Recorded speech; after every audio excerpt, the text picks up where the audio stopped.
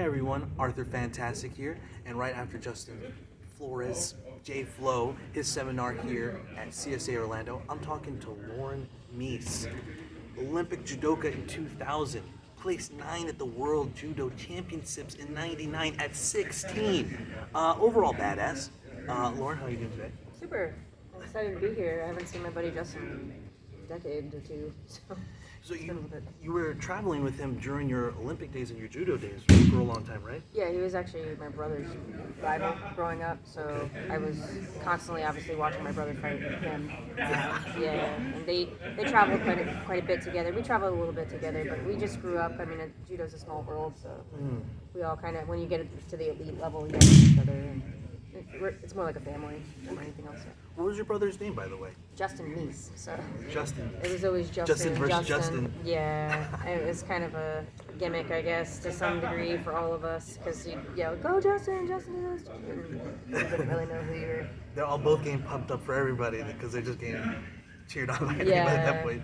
yeah, but he was phenomenal then. My parents actually, I was going through some old tape, and they have like the cassettes that you do, but 2 of them were labeled Flores because we would study. My brother would have to study him on a regular basis to try to beat him all the time. I think he maybe beat him once, but no offense to my brother, but he got his ass kicked quite a bit by Justin Flores. And that's VH tapes. For those Yes. who don't know what's going on, Yeah. it's tapes. Sometimes you have to put it in a larger tape to then watch it on a VCR. Yeah. VCR, you may not know what that is. And then you have to have patience and press the rewind button. yeah. and listen There's no to it. skip buttons. No. While we're talking about the clash of generations, you were discussing a little bit earlier that there's a little bit of a difference between the old ruffian generation versus the modern generation today.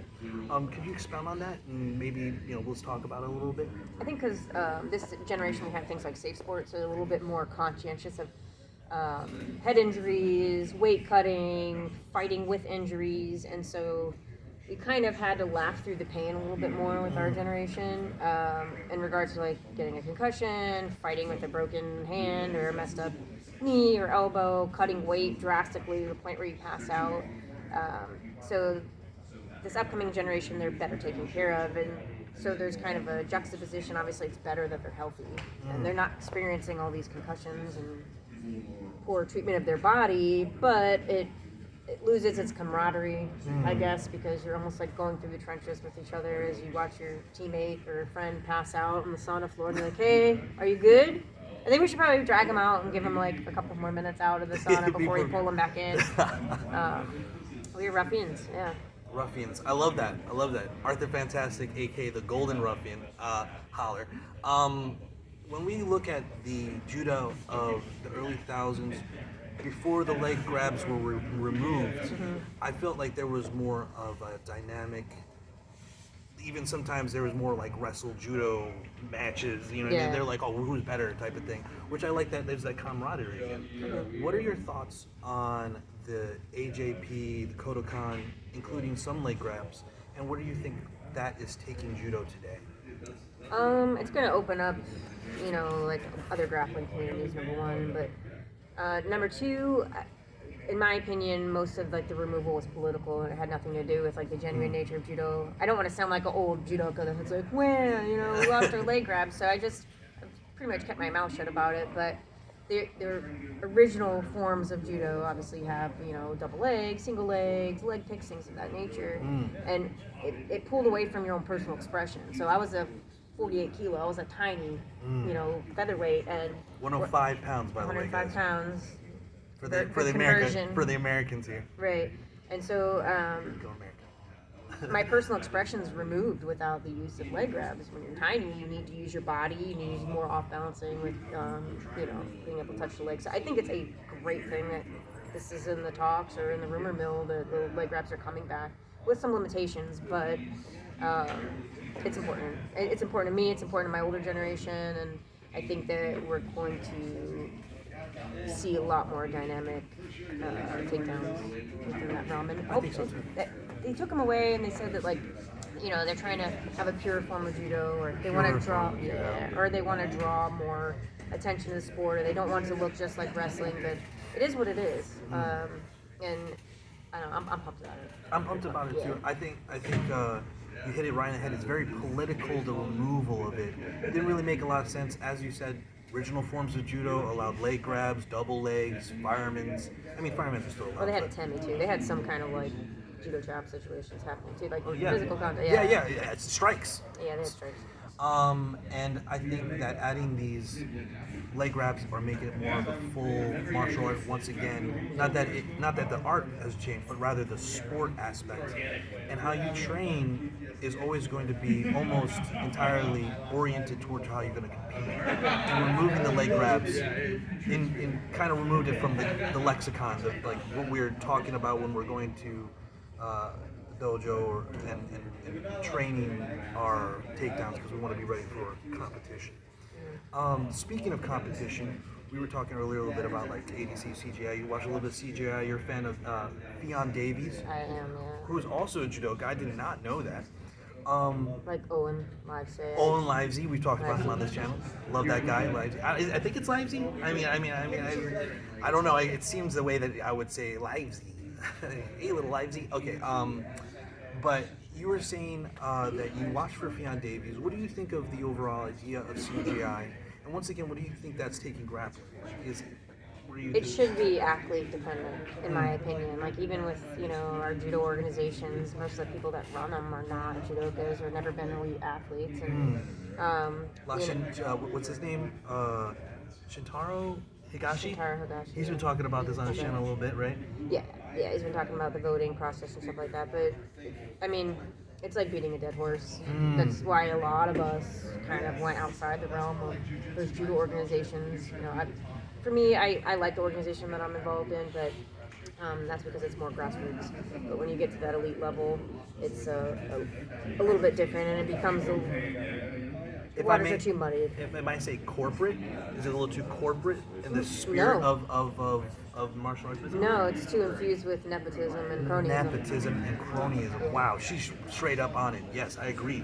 I 1000% agree. Like you were saying, there's people who've never been involved with judo, and then they're in this top positions. Yeah. Not to be a dead horse, but I mean, it's not worth complaining about. We either get off our butts and do something about it, or we don't. And there's some people that are trying their best to make it positive and just focus on that positivity and keep moving forward. Okay. Speaking of moving forward, question. I think I got 2 questions left. One of the things that CJI has been doing, and has been a large talking point in grappling martial arts culture right now, is the pulling or sitting, I like to be more specific, sitting of guard. Because there's like sumigeshi, tomonagi, pulling down into a butterfly sweep, which is like sumigeshi, right? Mm-hmm. But then there's like, I grip you, I sit down, I let go, I pull guard. Yeah. What are your thoughts on that? From a sports situation, I mean, it kind of is what it is. You do what you need to do to win. But from like a street smart sense, I think that would be the dumbest thing you could do, is just fall on the ground. I think so too. And I've been talking a lot on this channel basically on that topic of when you make the rule set a certain way and you can't like allow the guard pulling to be so central to how you practice your martial art that the sport is like people just pulling guard. Yeah. Justin, it ruins the sport. Right, it ruins the sport. And Justin was talking about that people aren't ready to be thrown. I mean, that's what, if you were preparing to be a martial artist through competition, the hottest fires is the strongest sword type thing. If you're not even prepared for what is going to happen in a realistic situation and you're just preparing to sit down, I feel like you said, it's not realistic, disingenuous even. Check out that video. Sitting guard is disingenuous.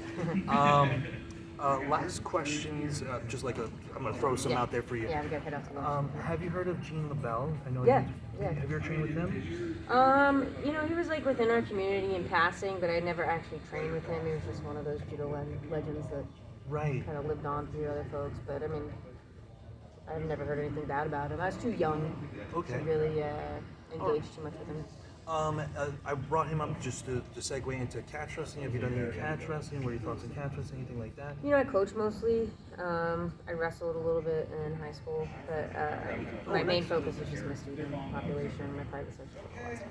So. Speaking of which, Lauren Meece is available for privates and is coaching. That wasn't a plug for myself. The judo community is my IG. Judo community? The judo community. The judo community. Yeah. She is a coach over at American Top Team Kissimmee over here in Florida. If you want to black box, if you want to seek her out, she's available. Once again, badass, a black guy from getting beat up in the street. That's a lie. And then whooping his ass with the throw. Anything last things to plug before I let you go? No, yeah, just my IG's fine, you know. The judo community, the 1E though. Thank you so much for joining us, Hey, Lauren. no, it was really great to meet you, and please get my number. Oh yes, most definitely, most definitely. Hey, everybody, thank you for watching. Thank you for supporting Lauren and myself. And as I always say, stay up, stay vigilant, stay locked and loaded, stay brutal. Shalom, shalom, peace in.